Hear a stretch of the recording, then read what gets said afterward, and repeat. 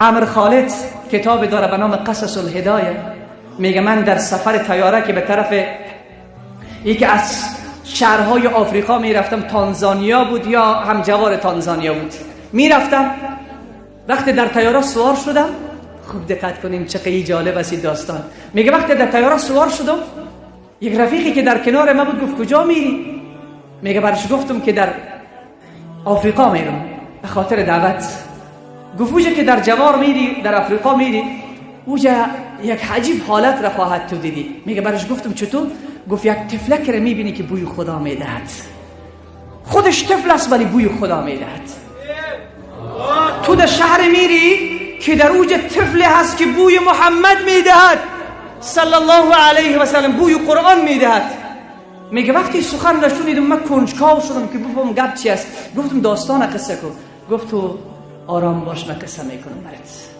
گفت من رفتم در یکی از شهرها در آفریقا، در مسجد نماز میخواندم، دیدم که یک تفلک 10 ساله آفریقایی یک لباس عربی در تنش است، یک عبای خلیجی را پوشیده به تنش است، در بین مردم کاملا عجیب معلوم میشه. هیچ کسی لباس نداره چون مردم آفریقا او لباس نمی پوشن. میگه از پیشش پرسان کردم که تفلک بیای نزدیک. میگه تفلک نزدیک آمد، من به تعجب انداخت که چطور یک لباس پوشیده، 10 ساله است. از پیشش پرسان کردم تفلک تو از کجا هستی؟ گفت من مسلمان هستم. میگه من پرسان کردم تو از کجا هستی؟ میگه بر من گفت من مسلمان هستم. گفتم تو از کجا هستی؟ گفت تمام شهرها و کشورهای اسلامی مال ما هست، سرزمین ما هست. میگه من بیخی کنجکاو شدم که سبحان الله این چی جواب بود که به من داد. میگه رفیقی که در کنار من نشسته بود گفت از این طفل پرسان کو که چطور مسلمان شده. میگه من گفتم این مسلمان نیست. گفت نه این مسلمان نبود، مسلمان شده. همین تفلک 10 ساله. گفتم پدر مادرش کجاست؟ گفت پدر مادرش کافر است. از این تفلک پرسان کو که چطور مسلمان شده. میگه من به تعجب کردم، تفلک را نزدیک برای خود کردم، گفتم که تفلک تو چطور مسلمان شدی؟ همین داستانت یک قصه کوی خوب گوش کنین عزیزان من، همین داستانت یک قصه بکن. میگه تفلک به من نزدیک شد، گفت تو از کجا هستی؟ گفت از مکه هستم. این انسانی که رفته بود اونجا گفت من از مکه هستم. گفت یک اجازه بده که یک بغلت بکنم. تفلک 10 سال یک اجازه بده یک بغلت بکنم. میگه آمد مرا بغل کرد، گفت یک اجازه بده این پیشانیت یک بوسه بکنم که تو از سرزمین وحی هستی. من آرزوی دیدن مکه را دارم ولی ندیدم، یک اجازه بده. میگه بیخی عشق من به این تفلک بیشتر و بیشتر شد، حریص بودم که زودتر بشنوم چی کرده این. گفتم تفلکم تو قصه کو چطور مسلمان شدی؟ گفت پدر من یک کشش است، کشش کاتولیک. کشش کسی را میگه کلان کلیسا باشه، امام کلیسا باشه، پیشوای عیسویت باشه.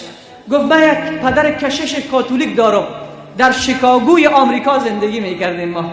من در مخرطرکی خط آموختم، خواندن آموختم. پدر من هر روز مرا به همراه خود به کلیسا میبرد.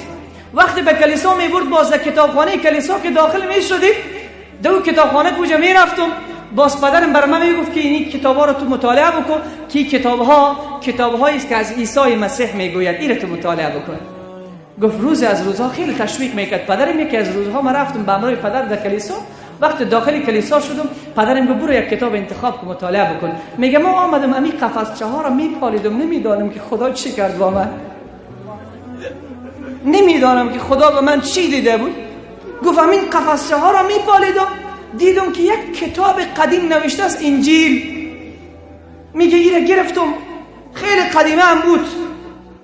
میگه وقتی که بازش کردیم به قدرت پروردگار ورق دوم را نزدیم، همین که باز کردم که در صفحه اول نوشته است که عیسی مسیح به پیروانش میگوید ای پیروان، ای امت من، دیر نمیگذارد که نبی میآید نامش احمد است.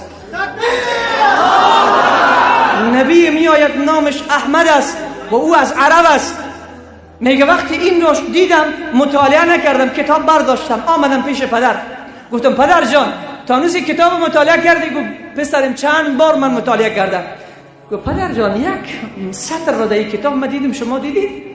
گفت کدام سطر؟ گفت این سطر که در اینجا میگه عیسی مسیح که یک پیامبر بعد از من میآید اسمش احمد است.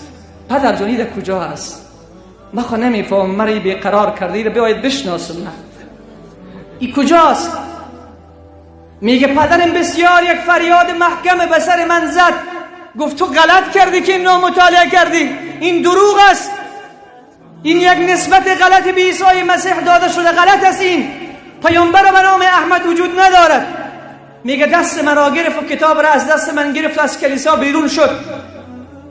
به من میگفت، سر صدا میکرد و چغ میزد که دیگه اون کتاب را مطالعه نکنی، دیگه درباره احمد فکر نکنی. میگه من گفتم این احمد کسی هست که همه را غوغا برپا کرده، من باید این احمد را پیدا کنم، این احمد را باید پیدا کنم. میگه وقتی پدرم مرا به خانه آورد دوباره برگشت به کلیسا، من بیرون شهر شدم، جستجو کردم که عرب ها را اینجا کسی نمیشناسه، اینجا کدام عرب نیست. گفتن فلانی هتل در فلانی جای عرب هاست، هتل عرب هاست، اونجا برو. میگه آمدم صدا زدم که اینجا عرب کسی هست؟ گفت که عربا را چی کار داری بچه که ما؟ گفت که از احمد پرسان میکنم. از احمد پرسان میکنم، احمد را کس میشناسد؟ میگه گفتم پسرم احمد یعنی کی؟ کسی است؟ گفت نه، پیامبر عرب را میخواهم. گفتن به مسجد برو، فلانی جای مسجد مسلمان هاست، اونجا برو.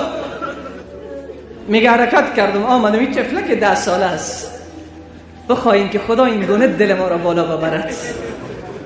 میگه آمدم به داخل مسجد، دروازه مسجد که طفلک داخل میشه صدا میزنه که کسی هست در بین شما که احمد رو به ما معرفی بکنه؟ میگه امام مسجد پرسان کرد پسرم اینجا احمد نام در بین ما کسی نداریم؟ گفت نه، همون پیامبر عرب رو میگو. گفت بیا نزدیک، بیا. میگه وقتی که آمد نشستم، گفتم که چی میخوای امام مسجد؟ گفت احمد چی کار میکنی؟ گفت من رفته بودم به کلیسا امروز، من در انجیل دیدم که حضرت عیسی مژده داده که یک پیامبر میآید که نامش احمد است و او عرب است. وقتی که میگه ایره شنید امام از جای خود پرید، سریع رفت قرآن را گرفت، آورد قرآن را باز کرد، سوره صف، بسم الله الرحمن الرحیم. وإذ قال عيسى ابن مريم يا بني إسرائيل إني رسول الله إليكم مصدقا لما بين يدي من التوراة ومبشرا برسول يأتي من بعد اسمه أحمد. میگه وقتی این آیه را خوان، طفلک گفت ای طفل من، ای فرزند من، همون کلامی که در انجیل است عیناً همون کلام در قرآن کلام رب ما هست. میگه طفلک قرآن را میگیره و به چشمکایش میماله، میگه این کجا هست؟ احمد کجاست؟ میگه او 14 سال پیش مرده است، وفات کرده. او این طفلک به گریه میشود، الان زنده است. از من جدید میگم برات عزیز من، این طفلک میگه خودش وفات کرده. میگه بله 14 سال است، ولی این کتاب پیش ما هست، احادیثش نزد ما هست، جای نگرانی نیست.